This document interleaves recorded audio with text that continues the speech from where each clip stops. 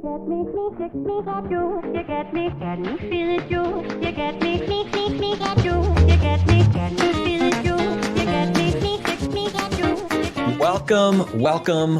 We are talking politics and religion without killing each other. I am your host, Corey Nathan, and it is an honor to be a part of the Democracy Group, a network of podcasts that examines what's broken in our democracy and how we can work together to fix it.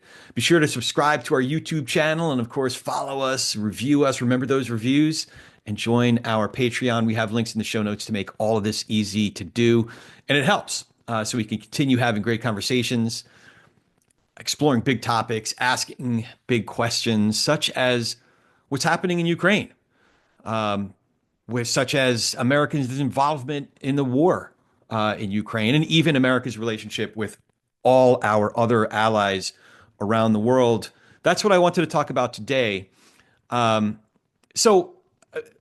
what I wanted to go through is there's a lot of great analysis, a lot of great important reporting that's being done on Ukraine. I'm not going to pretend to be the expert on it. What I would like to talk about is whether we can formulate a reasoned position on it and being able to recognize our own limitations and boundaries and still be able to have informed and enriching and productive conversations, even with those that have a different point of view than we do.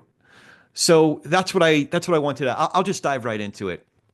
Starting with the first part of that, we can formulate a reasoned position on any number of issues. And usually what I do is I try to stay focused on first principles. In my case, folks know I was raised observantly Jewish, became a Christian. So a lot of my moral and ethical worldview is shaped by Scripture, shaped by the ethics and virtues that have fed me throughout my entire life from the Bible. And I also know that a lot of folks who listen to this program are secular, non-religious, but a lot of friends that I engage with, atheist friends, agnostic friends, have a deep sense of morals, a deep sense of ethics. So that we can start with the principles, we can start with the ethics, and then from there, that's a good starting point, as opposed to starting with a political party, for example, and then backing ethics into it. So I start with the principles and then try to develop views based on first principles. Just as an example, not just virtues, but also vices, understanding what the vices are. So, for example, having a basic sense of decency. At some point, a basic sense of decency is seen as weak. At some point, these things, everything I learned, I learned in everything I needed to know, I learned in kindergarten, kind of a thing, got thrown out the window. As if it's a virtue to be mean. It's a virtue to be prideful. It's a virtue. A lot of these things got turned upside down. So, for example, owning the libs. That is a defining principle of some people that I know. That above all, whatever the issue might be, as long as we're against them. It's what we've been talking about quite a bit here, the friend-enemy political philosophy. If you're not my friend, you're absolutely my enemy. And whatever my enemy is for, I'm against. To me, that is not a virtue. That is not a virtuous life philosophy. So owning the libs or what we saw in the White House just last week, peacocking for the sake of peacocking. I think that was, a few guys that were puffing out their chest and pounding their chest and, asserting their authority. It's something that I learned how to restrain, to elevate other virtues, so that I learned about that stuff in junior high school. That yes, you can be a man, you can be a strong man, you can be a respectable man. You could be a leader of other people without having to be do the peacocking thing. There's another more Bane way of putting it, but I won't use that illustration now. One of the really helpful essays I read over the last week or so, Dr. Russell Moore, in his more to the point newsletter from Christianity Today, he wrote a really clarifying essay subtitled "The Moral Cost of Murdering Ukraine." And part of in it, he said, this is just part of what he said. Those who are now castigating Ukraine don't even pretend that doing so is moral. Instead, they seem to argue for a worldview in which everyone is equally corrupt and murderous. So the US should simply divide the world up into spheres of influence, regardless of who is being plundered or murdered in the process. Decisions about war and peace are often morally complex, but in this case, the defense of the indefensible is happening through a social Darwinist argument that is already hollowing out much of American life. Such a view says that the power to do something is itself a moral justification, or even worse, that moral considerations are themselves a sign of virtue signaling and weakness. Again, that's from Russell Moore wrote that in the More to the Point newsletter in Christianity Today, came out on the 5th of this month of March. So yeah, so starting with first principles, other first principles, honoring our commitments. We have commitments to our allies around the world. We have commitments to NATO. You might be against NATO generally, but we do have commitments there. Do we honor those commitments, or just personally? Do you value honoring commitments?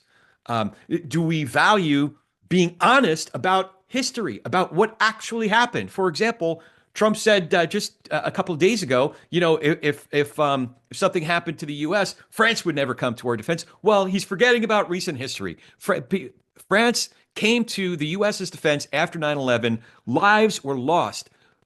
Citizens of France who did in fact come to our defense, lives were lost as other allies because they kept their commitments as allies. And that's a great question. Do we support our allies? Do we support our allies over our adversaries? It's a fair question to ask when we're talking about starting with first principles. Do we support our allies? Take that out. Extrapolate that out a little bit further. Do we support democracies over autocracies? And are we being honest about who's a democracy and who's an autocracy? Or are we, trolling the world and saying that, no, Vladimir Zelensky is the autocrat here? Let's be honest about it. Let's be accurate about it. There are ways that we can gather accurate information. Start with first principles. Do we support democracies over autocracies? And again, understanding history, even just recent history, let alone the history over the last 80 years post-World War II. So how do we do that? How do we get discerning? How do we gather facts? It's not hard. It's not hard.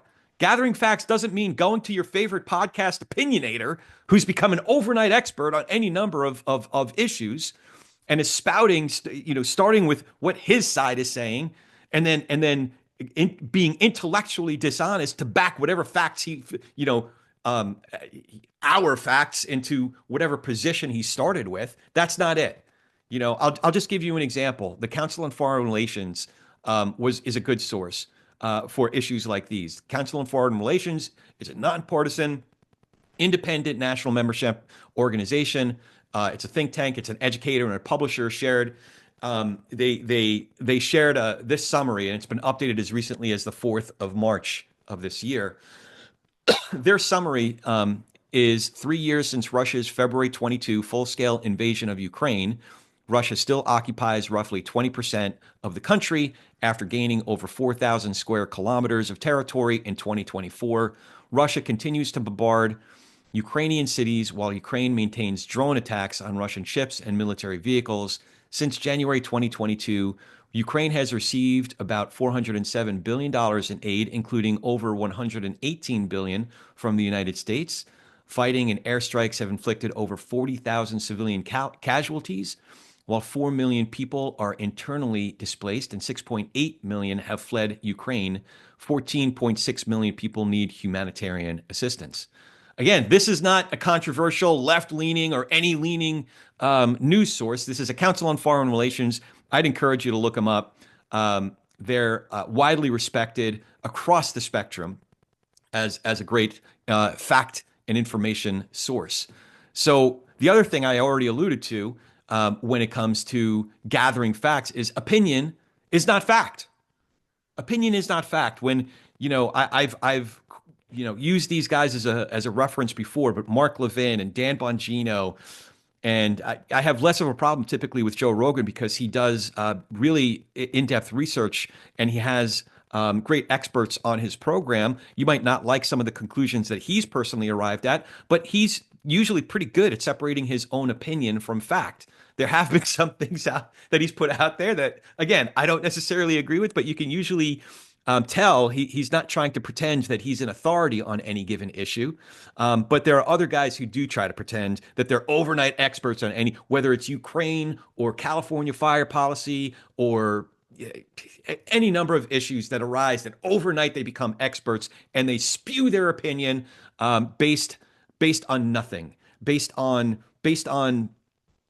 their preferences and their prejudices, and then they back a narrative into their preferences, prejudices, and their incentives, such as continuing to spread fear and anger in order to continue to divide people over any number of issues. And those issues can be wide and arbitrary. So opinion is not fact, but there is good analysis. So where do I get good analysis from? I already shared where, one source of good facts, but where do I get good analysis from? Whose opinion do I trust? People who've become overnight opinionators, overnight experts, some dude at the local coffee shop who's appointed himself as the expert on any given issue. No, in this issue, I'll give you one, Anne Applebaum. Anne Applebaum. She is a Pulitzer Prize-winning journalist. Her career goes pretty far back to early in her career. She covered the fall of the Berlin Wall and the fall of communism. So she started in that region and on issues related to this. In '94, she published her first book, Between East and West, which describes the rise of nationalism across the new states of the former Soviet Union, all related to this very issue. So when Anne speaks on these subjects, I am very much inclined to listen to someone who's been studying this and writing about this since the early 90s. So she came out with a piece on February 20th, basically correcting the record that was already emerging, and to this other false narrative has been emerging. So on the February 20th, in her piece titled "The End of the Post-War World," just a little bit of it, she said, no, Ukraine did not start the war. Russia launched the invasion. Russia is still attacking Ukraine, and Russia could end the war today if it stopped attacking Ukraine. This is from Anne Applebaum's piece. She continues, no, the U.S. did not spend $350 billion in Ukraine. No, Volodymyr Zelensky does not have 4% popularity. The real number is more than 50%, higher than Trump's, she points out. She also says that no, Zelensky is not a dictator. Ukrainians, unlike Russians, freely debate and argue about politics, but because they are under daily threat of attack, the Ukrainian government has declared martial law and postponed elections until a ceasefire. So I am much more inclined to listen to someone like Anne Applebaum than, Joe Schmo at the coffee shop or at the bar who has decided he knows everything he needs to know because he listened to one episode of Dan Bongino's show. I'm also listening to, and some folks might not like this. They're wrong, but they might not like it. I'm also inclined to listen to Alexander Vindman. Alexander Vindman was born in Ukraine. We know that he worked in the White House but a lot of folks don't know that he earned his master's from Harvard in Russian, Eastern European, and Central Asian studies. And then after his time in the White House, he went on to, I forget how to say the name of this school. I think it's the Paul H. Neitz School of Advanced International Studies. That's at Johns Hopkins. And he received a PhD in international affairs in 2022. He continues to be a senior fellow at the SAIS Foreign Policy Institute, and his dissertation focused on U.S. foreign policy toward Ukraine from 91 to 2004. Dude's an expert. So if he has something to say, for example, his new book just came out. For those that are watching on YouTube, you can see the book, but the book, I would highly encourage you to read the book. Just dropped last week, and it's titled The Folly of Realism: How the West Deceived Itself About Russia and Betrayed Ukraine. Now, I'm not just looking for confirmation bias. Yes, my views on this subject are shaped by people like Alexander Vindman and Anne Applebaum because they've proven themselves to be experts in this issue. But I also seek out people who have intelligent, informed perspectives that maybe have a counter perspective to some of the things that Anne Applebaum and Alexander Vindman and others have published. For example, Ross Douthat wrote a piece on on March 1st titled "Trump and Vance Are Stripping Away Foreign Policy Illusions." I like having counter perspectives to expand my own thinking or to challenge assumptions that I'm holding. Part of what Ross Douthat said is most of the foreign policy team around Trump, so far as I can tell, imagines itself doing what realist Republican presidents like Dwight Eisenhower and Richard Nixon have done in the past, matching means and ends, accepting lesser evils to avoid greater ones, and delivering necessary shock therapy for a system of alliances that needs it.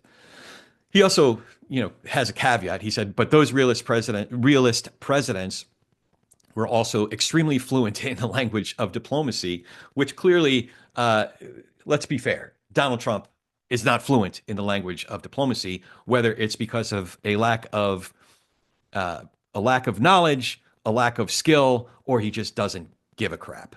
So, speaking of limitations, another way, something else that I am cognizant of when it comes to being in these conversations is having a sense of my own limits and boundaries. So, for example, acknowledging my own limitations. Right out of the gate, I'll tell you, I ain't an expert. I'm not going to pretend to be one, and I'm not going to claim to be one, and I don't have to be.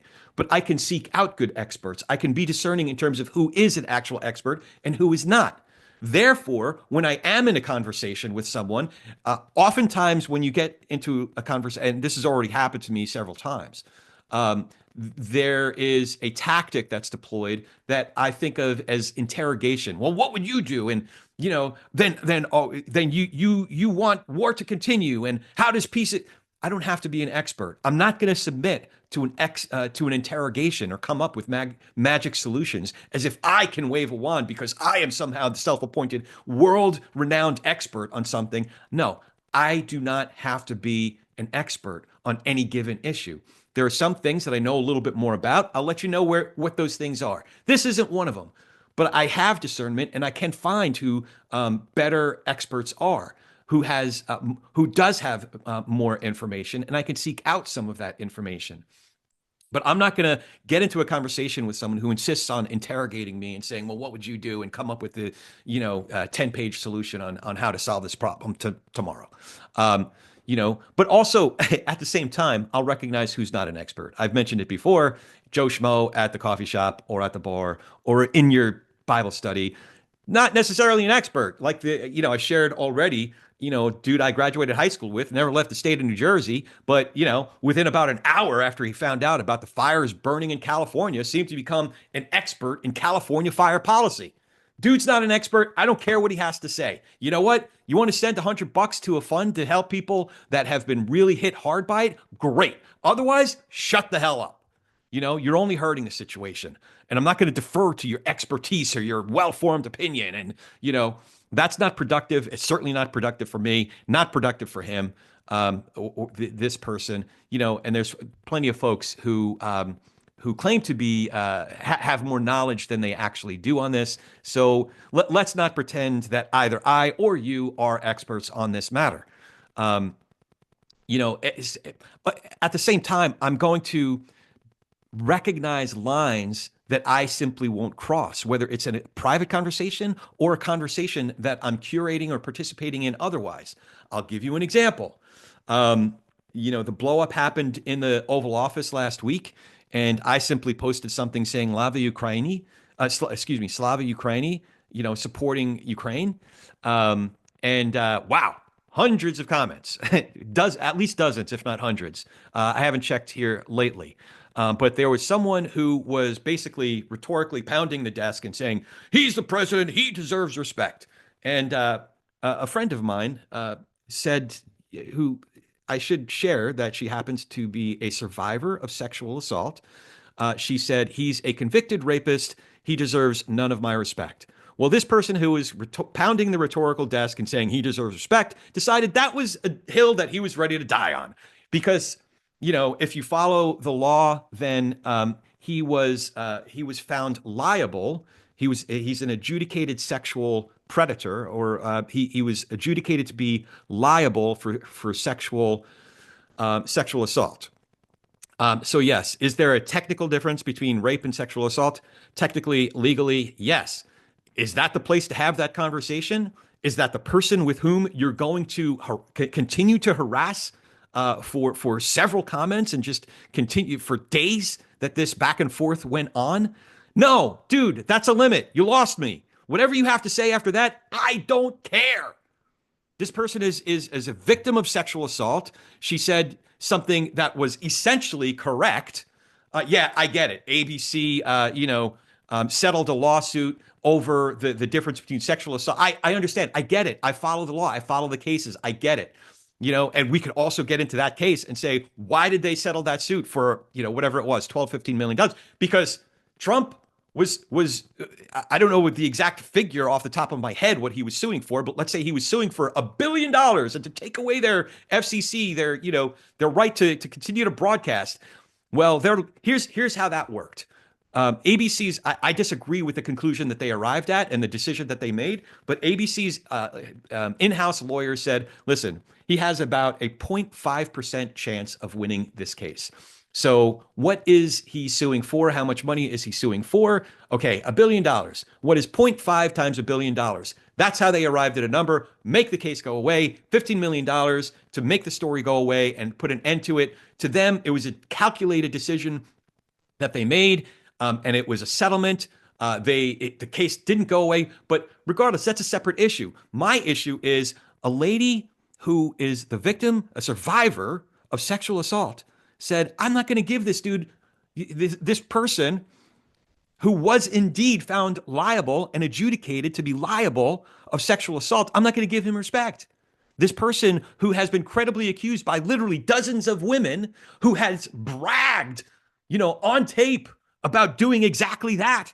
I'm not going to give him my respect. And this dude wanted to fight with her about it. This dude wanted to harass her about it on this thread. No, dude, whatever you got to say after that, we don't got it. Like, you no longer have the right, but it happens to be a conversation that I'm curating. That I don't know exactly where the line is. That's a line. He crossed it. He has lost his privileges to continue to participate in this conversation. So for me, that's a line. Acknowledging limits, acknowledging boundaries, and recognizing lines that I won't cross. That said, we can still have good conversations, even with those with a different perspective. Yes, there are lines that I won't cross. There are boundaries, and recognizing them is good for all of us, because that dude wasn't getting anything edifying out of this conversation. Nobody else was. So find another thread, another forum to throw a temper tantrum on. There's plenty of places online that you can do that. But this is not the place. My conversation, my time will not be wasted on the likes of this. Okay? Yet, there are plenty of good conversations to be had and ways that we can have it. How? How do we do that? One is, I was just reminded that we can lean into shared values and priorities. Remember the fellows who came on the show a little less than a year ago, Fred Guttenberg and Joe Walsh. Joe's been on the show several times. Joe is a self-proclaimed avid Second Right Amendment, advocate. And Fred tragically lost his daughter in the Parkland shooting in Florida in, I think it was 2017. and forgive me if I got the year wrong, but the bottom line is he tragically lost his daughter. And if you remember, his daughter is exactly was born one day, the same day, day and year that my middle kid was born. So it's, man, just tragic. And they were invited onto several shows because Fred obviously comes from has different policy positions than Joe does.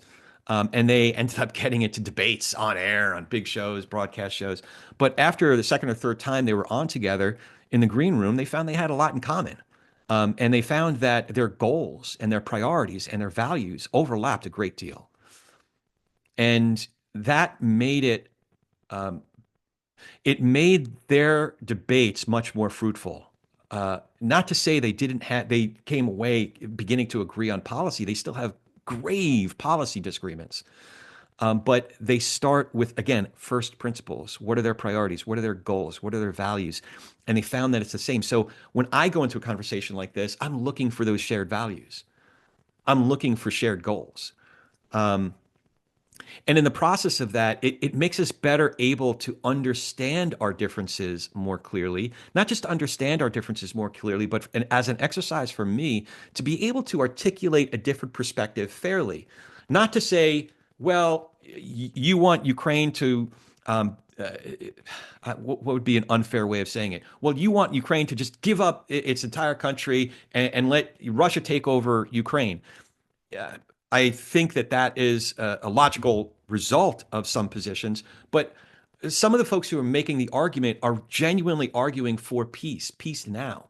I can understand that, and I want to understand their perspective enough to be able to articulate a fair expression of it. E.J. Dionne really advocates for being able to understand the best arguments that are being made. That's why I read Ross Douthat's piece. He's making a decent argument. Barry Weiss has had a conversation where some very informed, intelligent cases were made that are counter to many of the ones that I've been reading and that I am inclined to side with. So it's important to understand different perspectives and be able to articulate the best arguments from those other perspectives. And that makes me better able to do the next thing, which is hunt for points of agreement. Hunt for points of agreement. It's not to say that we need to, do all compromise and that's all that we do. But there are certain points of agreement, even if it's just in principle. Yes, we can agree on peace. We can agree that peace is the end goal. But within that, there is nuance and complication. So accepting the nuance of any given issue and how complicated the solutions would have to be, that's another way to have a more productive conversation about these things. Including finding conversation partners and participants who are also looking for similar things, looking to better understand other perspectives, genuinely curious as opposed to contentious. That it's not a given. A lot of folks come into this with contentiousness. So by me modeling the behavior that I think leads to better conversations and better understanding, leaning into shared values and priorities, hunting for points of agreement, accepting that there's nuance on any given issue and how complicated the solutions would be. That models the behavior, and then there's mirroring that begins to happen there. And while I'm doing that, like I said, it doesn't mean we give up our first principles. It doesn't mean I give up our ethics.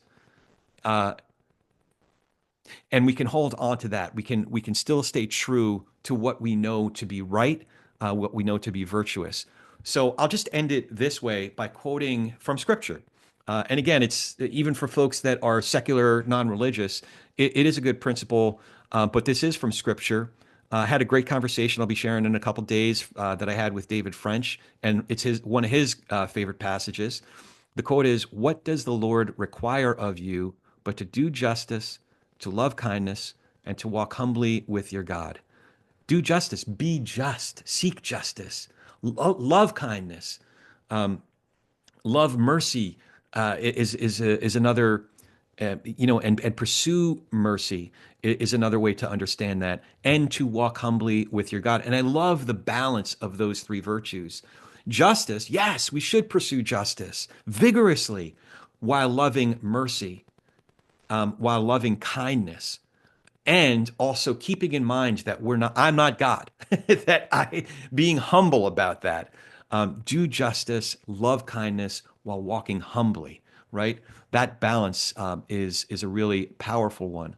So again, we can formulate reasoned positions on complicated issues, including on Ukraine. We can recognize our own limitations and our own boundaries, and I wish I could give you a specific equation of this is what my boundary is, but I know it when I see it. We can formulate reasoned positions on any of this. We can recognize our own limitations and boundaries, walking humbly, and yet we can still have better conversations, even with those with a different perspective. I hope this was helpful. It's been helpful for me just to think it through. So I appreciate you bearing with me. As always, if you dig what we're doing here, remember to follow this show, write that review, and now you can watch these conversations on YouTube. Support us on Patreon. It's youtube.com/at politics and religion. Remember the at before the politics and religion for YouTube. On Patreon, it's just patreon.com/politics and religion. Have those links in the show notes. Your support really does make a difference. So thank you for all of it. Now go talk some politics and religion with gentleness and respect, and have a great week.